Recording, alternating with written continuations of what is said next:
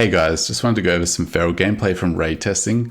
I will do another Mythic Plus video very soon, but feral was a bit weak on beta right now. At the time I was streaming this, I also hadn't played in a while, so wasn't playing great, so don't stress too much about the damage meter in this video.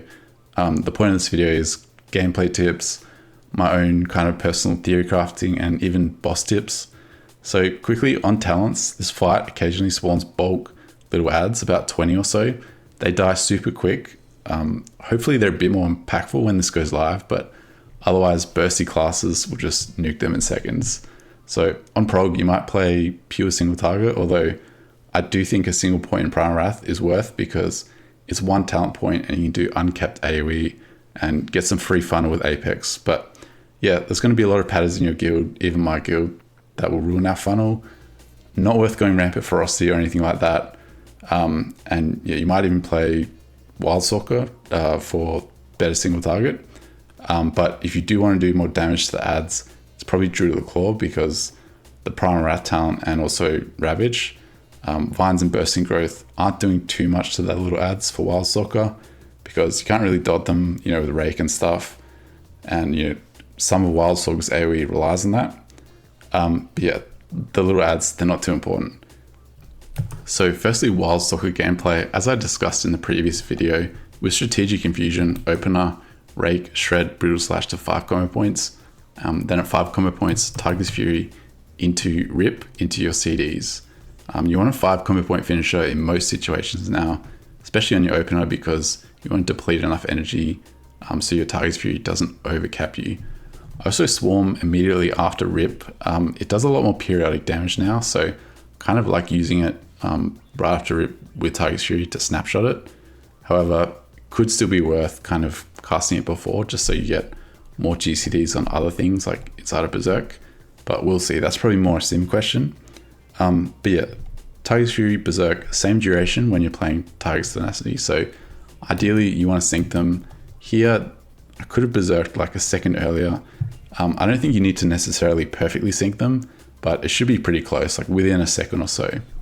But yeah, the last main difference from live is I'm getting a few bites in inside of Berserk here before I convoke to deplete as much energy as I can to convoke, you know, which will top my energy. That being said, we did Lust on pool, so kind of have a lot of energy anyway. But for subsequent Berserks and Convokes, I think this will be best because you get so much more out of each Berserk by doing so. But yeah, having said that, I probably would have Convoked a little bit earlier. Ideally, I kind of held it a little bit too long here, I think. But yeah, that's kind of how we used to Convoke in Shadowlands. You know, utilizing not only the damage, but also the energy you get from it. And the reason we sort of started insta-convoking in Dragonflight, or this last tier in Yggdrasil, is because partly because of the trinket Ashes of the Ember Soul, but also energy not mattering as much. But yeah, it definitely matters more now. And even delaying it a few seconds, it lets your tier set ramp up. It could be worth instant convoking with Implant, but the capstone did get nerfed a bit, so it's only 5% now. So we'll see, but yeah, I'm pretty confident outside of Bloodlust, you want to convoke a little bit into your Berserk just to top your. So next up, I'm towards the end of my first Tiger's Fury window, and because I convoke so late, it's messed up my BT. So normally I'd want to refresh my Rip here at the end of Tiger's Fury, but I don't have BT, that's okay. So I'm just going to let this one tick down, and then I'll refresh once it's finished. And I'm just going to use a 4 combo point Rip here because I talked about 5 combo points before because it's more energy efficient, but Rip only costs 20 energy. So it doesn't matter too much. I think you can do 3 or 4 combo points with Rip outside of Tiger's Fury. But yeah, with bites, definitely 5 all the time. With Rip inside of Tiger's Fury, definitely 5. But otherwise, yeah, Rip's not that costly, and you don't want a super long, weak Rip that you're just going to overwrite anyway in the next Tiger's Fury. So, you know, this is like a perfect duration. It covers the distance between, you know, my Tiger's Fury coming up, and then I'll get a little bit of a snapshot on it as well. Or sorry, a pandemic, you know, longer duration. So yeah, I think that's going to be optimal. That's what I've been doing. Next up, these ad spawns, they spawn about 40 seconds in. And for this fight, my second Tiger's Fury, I was holding it a few seconds here. And the reason for this is, you'll see in a second, but if you use it on CD, it'll kind of run out too early into these ads. So you want Tiger's Fury up for these ads. And the other option is, you could play Raging Fury for a longer Tiger's Fury and just send it on CD. And that way you can more reliably have it up for ads, and you don't have to delay anything either. Because if you delay your Tiger's Fury, you're also delaying your CDs. But again, with Tiger's Tenacity here, you only need to hold it 2 or 3 seconds. So it's not that significant. But yeah, in general, don't want to hold Tiger's Fury more than a few seconds. But yeah, the thing with Raging Fury is Tiger's Tenacity, it's almost certainly going to be stronger in sims. I can guarantee it. But Raging Fury does feel really useful in actual playtesting at times.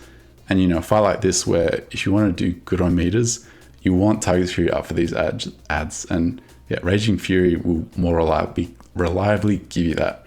So yeah, keep in mind, just because your sim might tell you Tiger's Tenacity, but if Raging Fury gives you Tiger's Fury up at the most important times, that's something you have to consider. Sort of like with Amidra Sil, I ran 1 minute Convoke on Naimu, Laradar, and Smolderon, I think. Even though it seemed worse, it gave you damage when you needed it on those fights. But yeah, this fight, you basically move stuff out when you get a mechanic, dodge a few things, stand in the swirly to soak. Then if you get this green circle, like I have here, it means you're going to spawn ads. So you don't want to stack on people, but you don't want to spawn them too far away either, so people can actually AoE them. And here I was inside of Berserk. I was about to Convoke, but I get the mechanic, so I get distracted by it, kind of move out, and then I kind of Primal Wrath the ads and then Convoke, and Tiger's Fury and Berserk both fall off mid Convoke, which is really, really bad. You don't want to do that. So outside of Bloodlust, I think it's really good to Convoke later inside of Berserk, but don't leave it too late, because you might get a mechanic or you might mess something up. And yeah, you definitely want to use it inside of Tiger's Fury and Berserk. Also, these green beams, 3 people get them. You basically want to spread them out and make a triangle so they don't hit the raid. But even if you mess up, the waves actually didn't seem to do very much damage on testing, which I don't know if it's a bug or I'm not understanding the fight. But for a 4th boss mechanic that simple, probably should be a bit more punishing if you mess it up. This might be my leader side coming out, but sadly, I think this boss is going to be a one-shot week 1 for my guild, which is a shame, because obviously we'd like to enjoy these fights and for them to be a challenge for at least the first week. I think everyone should be able to enjoy these bosses at all skill levels, kind of when they progress to it. But anyway, I digress. There's not much else to talk about in this fight. We'll look at Druid of the Claw in a second. But yeah, I make so many mistakes on this pool, forgetting to press my Swarm, messing up my Convokes, and I'm not too familiar with the ad timings as well. So here's a cookie cutter kind of Tiger's Fury window example. I'm going to get to 5 combo points. And at Tiger's Fury, I'm going to rip at the start. I'm going to spend all my energy, spend my brutal slash charges. Think of it like Smoldering Frenzy. And then towards the end here, with my last finisher, I'm going to rip again. And that means my rip now lasts all the way through to my next Tiger's Fury window. So that's kind of one rule Tiger's Fury you can follow a lot of the time. It's not always going to be like that. For example, ads just came out there, so I Primal Wrath them.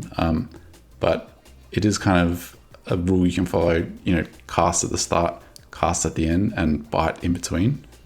So Druid of the Claw, pretty similar. Probably a little bit more fun on these fights actually with the Ravage procs, but yeah, I do pretty much the same thing in the opener. Maximizing GCDs and bites inside of Berserk, and then Convoking. But again, Bloodlust doesn't really matter on pool because you have so much energy anyway. But yeah, I think it's a good habit to get into for subsequent Berserks. This one I actually do refresh my rip at the end successfully. So yeah, don't have to worry about it for a while. And naturally, I know when Tiger's Fury comes up again, it'll be time to refresh rip again. And yeah, it really is that simple most of the time. I did probably over-explain some things in the last video that could have been simplified. And if you don't have beta, you will have to adjust the snapshotting again, but don't stress mistakes. If you don't snapshot a rip, doesn't matter. So here, if you get a Ravage proc right before Tiger's Fury, you should make sure you Tiger's Fury first and then use your proc. Even if you get the proc several seconds before Tiger's Fury, you should hold that proc and use it inside of Tiger's Fury if you're not going to overcap on energy. And you can use those proc timings as a window to pull energy for a few seconds, because remember, you even have a bigger energy pool as Druid of the Claw. So these hero trees, honestly, really well designed. A lot of little considerations like that you'll come to appreciate when playing them. So you have more freedom to pull as Druid of the Claw, and you can use your Ravage procs as you need them without worrying as much about overcapping. But yeah, here the boss is about to fly away, just over a minute in, so you can get another Convoke. Your Tiger's Fury just falls off, so that's perfect. It'll be up by the time you get back to the boss. And then pretty early here, there's going to be another ad set. And if you really want to min-max the fight, week 1, you can try to remember these timings. So at the end of this sort of first Tiger's Fury in the second area, you can skip your rip refresh because these ads are about to come out. So just let that tick down. The ads will come out, then you can Primal Wrath them all. Nothing wasted. Again, it'll be easier with boss timers, and when you progress the fight, you get used to those timers. But that's another consideration with these ads. The other thing here is also I get a Ravage proc, and you can hold these for the ads, of course. So the ads come out, I'm going to Primal Wrath, and fortunately I have an Apex proc as well, so I can use it instantly. Just don't do what I did. I think I targeted an ad. Make sure you Ravage the boss. He has a big hitbox, so you can still position your Ravage. I think I was too concerned about trying to position it to hit all the ads. But yeah, you can hit the boss from so far away that it shouldn't be an issue. You shouldn't need to target the ads. So I've just rewinded it again. This is the second area the boss is in, our first Tiger's Fury window. We just watched it. So as you can see, Tiger's Fury falls off right before the ads come out with Tiger's Tenacity. So it could be another shout to playing Raging Fury on this, because if I had Raging Fury, I could have Primal Wrath with Tiger's Fury up and use this Ravage proc. So yeah, something to consider for sure. So the last little tip for this fight is this soak. It pulls you towards the boss based on how many people are in it. So if a lot of your raid's dead, or it's kind of a sus looking soak, people aren't going to be in it, just move to the back like I do here. Just gives you a little bit more distance to hopefully not get pulled off. So this next boss, another fight with ads, but there's more dangerous ads in it. But there's a few mechanics. So there's this magic slow, which I think you can shift. You just don't want to shift it on top of others. So I have it here. Pretty sure I bear shift it out. Yep. Unless someone dispel me, but I'm pretty sure you can shift it because it is a slow. But then this mechanic comes out where you get like a swirly around you and you want to break these eggs. So you need 2 people per egg, like if you have the swirly mechanic, and it's quite hard to see. So you can see I have it now. This guy has it. So us 2 melee, we're going to break this egg next to the boss, and then the ads come out. A lot of people saying like you're going to need weak auras for this fight to coordinate, 2 people per egg and which eggs. I kind of disagree personally. I think you have so much time to move to the eggs and coordinate it. It's only 2 per egg, but of course people are going to use weak auras anyway, which I guess is a problem here. Sort of weak auras becoming a necessary evil. But anyway, these ads, similar kind of timing. If you use Tiger's Fury on CD with Tiger's Tenacity, Tiger's Fury won't be up for very long for them. So here I'm actually playing Raging Fury, and I held Tiger's Fury even a couple of seconds, although that was more due to a mechanic. But as you can see, I basically have Tiger's Fury up for that entire ad window. So again, another shout to Raging Fury. Doesn't matter if it's going to sim worse, because it's all about fight timings. But yeah, the ads, they kind of die like really too fast. I hope Blizzard tunes them with more health, same with the previous fight, because it's just not fun when it's not even worth raking them and burst classes just nuke them. So it might be a bad fight for Feral. Again, I do expect us to get buffs, but we'll see. But yeah, I kind of like Drew the Claw on this fight. Getting Ravages off during the ad sets feels really strong compared to Wildstalker, because you can't really dot the ads. You don't want to take double claw rake or anything. So Wildstalker not as useful for them, but again, it is better single target, so we'll see. And you know, if you're playing Driller Claw for AoE, it's probably just better to bring another class that can do AoE better. But yeah, again, we got to see what happens with tuning. I did play Rampant Ferocity on this a number of pools. It's kind of hit or miss. If you're not playing RF, then sorry, I'm just restarting the video. It ended. If you're not playing RF, you're not going to do that much AoE, but at least you can do more single target. And it was doing like sort of 2 to 5 or 2 to 6% based on pools. So not that amazing, but you know, if on live the ads live longer, then definitely. So lastly, while we're on the topic of raid, with this Driller Claw choice node here, you probably want to play the auto attack node on single target at the very least. And it's still useful on AoE because it's going to give you more Ravage procs. And how Ravage works is the chance to proc it from autos increases per auto, which is a really good system. So even if you don't proc Ravage while this buff is up, it doesn't mean it's not doing anything. It's actually increasing your chance to proc Ravage every time. But yeah, with the agility node, it's really good for burst inside your CDs because Agi's buffing your CDs, but autos aren't really. And also Agi's more useful than autos, of course, on AoE. So they both have their kind of niches and their strengths. I don't think this is useless on AoE. Obviously this one's locked in Mythic Plus, but I don't think this is necessarily the locked in raid, but it's probably the better choice most of the time. But yeah, we'll see. If you need burst, if you need AoE, this could be better. But yeah, I think that's kind of, oh, sorry, one more thing.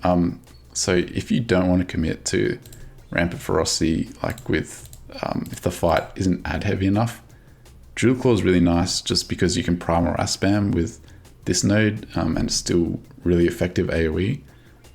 So I do like Driller Claw for that reason on a lot of these ad fights, but again, the single target is not there. Maybe they'll buffer and close the gap. Obviously, each hero tree should kind of have its own strengths and weaknesses, but Driller Claw may be a little bit too weak on single target. But yeah, we'll see. But yeah, I think that's kind of all I wanted to cover.